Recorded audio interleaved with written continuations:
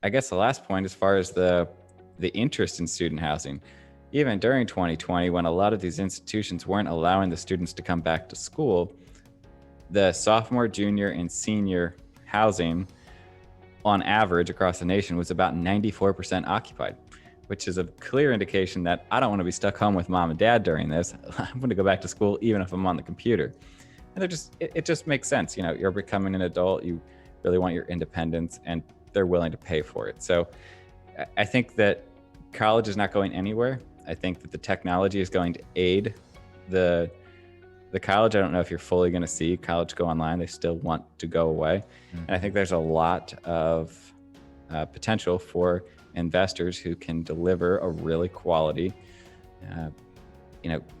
third-party apartment building to students.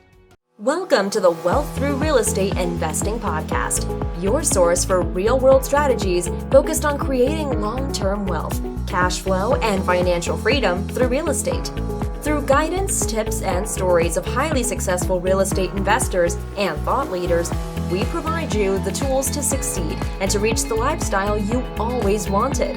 And now, your host, Dwaine Clarke.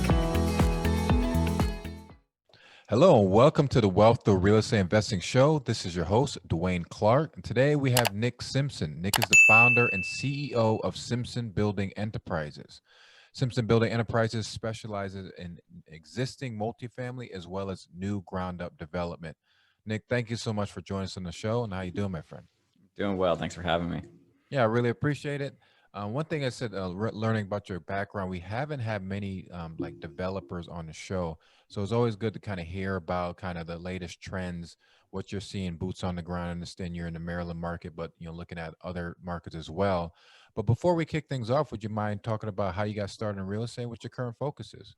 Sure. I got started with one single family house and started renting out to college students roughly 8 years ago, and did a lot of hands-on work, and then ended up selling that house through a 1031, rolled it up with other properties into larger projects, and slowly but surely gotten into larger scale multifamily and student housing projects. And currently we're working on a 300-bed, 86-unit apartment building in downtown Salisbury. Wow. And as far as kind of like development, is that something that you just happened to kind of stumble in as you kind of went through your career, from going from one project to the next, or is it something like the opportunity just popped up and you say, let's give it a try? Yeah, we've always been really construction heavy throughout the entire time I've been investing in real estate. I've always found that extreme value add has been the area where we have done the best. So we typically buy quite distressed assets, do a lot of construction. So we weren't really afraid of new construction, and we started doing just in the beginning, we were just doing single family new construction, and then moved into commercial ground up, and now have partnered with some really, really top rate people who know the construction industry very well, and bring a lot of that expertise so that we're able to take on something that's much larger. So it's always been a part of our business model to do that value add, but I don't know if it's for everybody. I think that's something you got to really have a passion for, and it just depends. And obviously there's a little bit of market timing to it. So, we're of course not married to doing to development if it doesn't make sense as far as market timing. And I know that's something you had mentioned, some of your projects that are in the state of Maryland. Is that kind of your market focus? Or are you guys looking at other markets? I know development, you kind of know the area very well. They like to do that. Is that something that you guys currently focusing on? Or are you guys also looking at other markets as well? Yeah, we're focused in Maryland for right now, especially when it comes to development. What you just said there is critical. If you don't know your market, and I mean like down to like the politicians in the area and the zoning code in the area, and even just your building inspectors, if you don't have a kind of a rapport with those people, it can go very difficult. We've learned our lesson, and when we've figured we could just jump over to the next market and make it happen, but there's a lot of contacts you need to make a development happen. And we're really focused, and we know the Salisbury, Maryland market extremely well. We're very well connected here. When we're doing a reposition asset where it's much more, surface level repainting, changing countertops and stuff, that's where we start to branch out a little bit. You don't need to know quite as, you don't need to have quite as close relationships with the people in those markets, but it's definitely good for us to stay in our focused zone. We don't want to get too spread too quickly. We will continue to expand our horizons, but we would like to keep our quick focused growth here for a while. And as far as kind of like the overall picture of the state of Maryland, like how is it from, a person looking from the outside in economically, opportunities there, what's the state looking like? We've got two major cities, Baltimore and DC, both very different. DC's really kind of that class A, it's one of those cities that's going to attract the best of the best. And it's somewhat recession proof. And that just because of the federal, that being because of the federal government. Mm-hmm. As far as Baltimore, you have a much different political scene. And in a lot of cases, you're going to find investors are either very for it and they see the potential, or they're very frustrated and it's been the same way, kind of just chugging along for a while. So those two major cities, I think those are the ones that people most frequently associate with Maryland, but there's a lot of other really quality markets in the Maryland area, Frederick, Ellicott City, and then coming over to the Eastern Shore, we're focused in Salisbury, the largest city on the Eastern Shore, which is near like Ocean City and the water. And we attract a lot of the college students at Salisbury University, but we get a lot of the retired folks from the other side of the bridge as they are looking for a little bit more of that coastal lifestyle without getting too far away from their base. Awesome. And then can you kind of talk about, well, we'll jump into opportunity zones. And I had another question regarding student housing, but opportunity zones, it's like so much information that's coming out there. I know that there's so many different pockets all around the country that you can invest. Can you kind of talk for people who are not familiar with that type of investing? And then how are you guys been able to kind of utilize that for your investment strategy? Opportunity zones have a lot of unknowns still involved with them. And as we've gone through the process of using opportunity zones, I think the most important thing to know, and it's been said before, this is nothing new, it's just that it does not make the investment. The tax incentives just are a bonus. So you have to still have the same fundamentals of a quality investment that you would look for anywhere else. This is just going to add a little sprinkle on top, or maybe give you the incentive to maybe take the money outside of a top market, maybe go to a little bit more of a tertiary market, but the deal fundamentals have to be there. As far as what we're experiencing in the political scene, a lot of people aren't really sure with the new president whether or not he's going to keep opportunity zones, whether or not opportunity zones are just kind of going to be grandfathered in. There's just a lot of unknowns for investors right now. So it kind of goes back to that original point. You got to make sure those deal fundamentals are there. So if you just happen to find an investment and it also is in the opportunity zone, I definitely think the benefits are useful. You can shelter a lot of your capital gains. The asset can be fully depreciated. There's no depreciation or recapture on the end when you go and sell the asset. And there's just a lot of potential upsides as far as boosting, kind of giving a little bit of juice to the returns. But again, it's something that investors really should take, a little bit of caution. I definitely recommend really quality attorneys. There's not really a cheap way to get one done. Mm-hmm. Usually I think the documents can range from, $25,000 to, $45,000, somewhere in that range for getting the documents completed and making sure that they're really done. And that's on a decently large deal, but typically investors who have that kind of capital gains to shelter are not going to be jumping in to an opportunity zone. So, it's tough. The opportunity zones, just we thought that they were going to be utilized a lot more than they are. And I think there's still a lot of quality investments out there, but I think investors are still looking for a little bit more certainty with them before they kind of go gung-ho. Yeah, I've been hearing the same exact thing. I've been asking investors have been kind of utilizing that, and then just kind of waiting for more guidance, as we hopefully depending on, like I said, the administration and, getting more information to see if it's more clear for people to kind of utilize that even further. Jumping Exactly. next into student housing, that you guys have a tremendous amount of experience, and I know that you guys had a large investment development that you guys did. Can you kind of talk about overall picture of the student housing market, how it is now currently, and where you see it heading into 2021?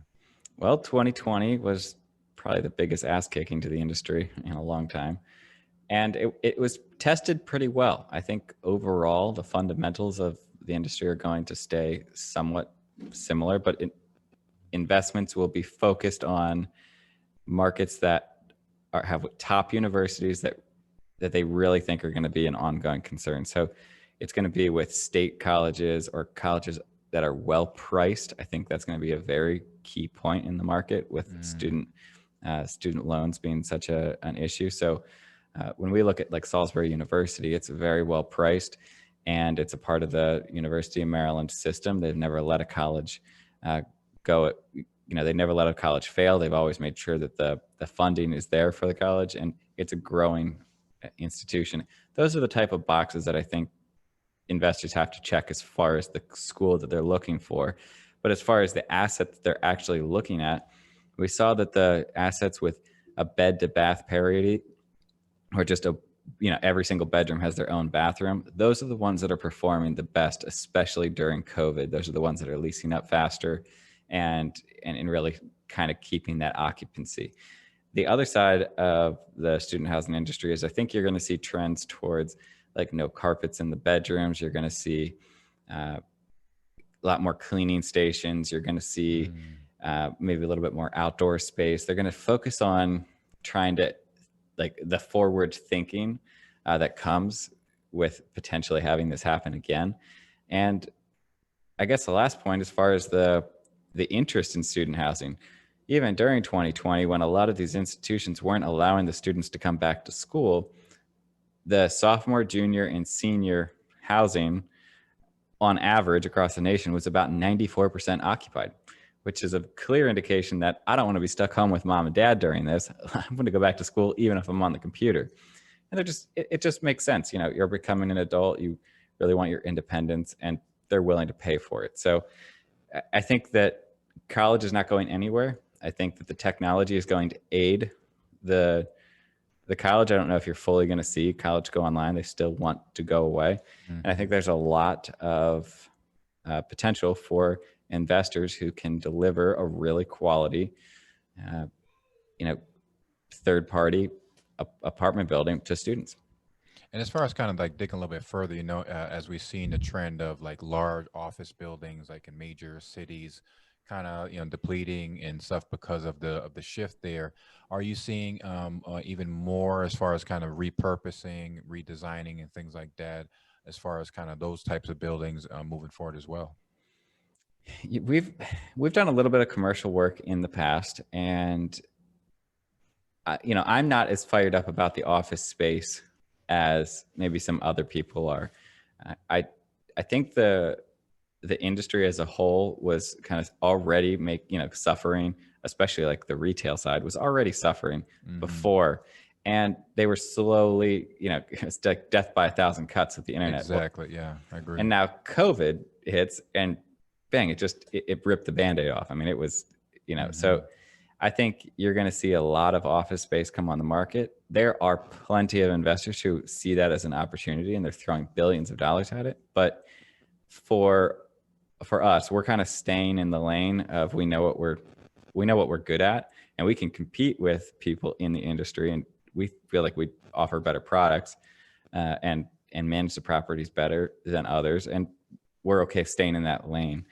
Maybe there's an opportunity to get some cheap bricks, if you will, from office and repurpose them into apartments, but you got to check the zoning, and there's still a lot of, that on that side, we haven't seen investors walk away from their office projects yet at discounted rates that would make sense to turn them into apartments. So we kind of have to wait for that to kind of flush itself out, and we'll see.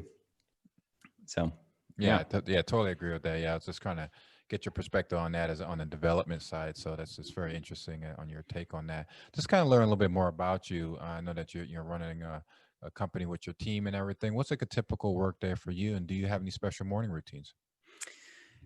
Typical day for me, which, I mean, really, I work almost all days during the week. I think it keeps my mind somewhat sharp to do some work almost every day. I always find, like, you go on like a vacation, you're kind of like in a fog for a few days as you get back to work. I don't know, it just doesn't keep you sharp. But as far as morning routines, I really like to listen to a book or a podcast, or at minimum the news, kind of right as I'm getting up.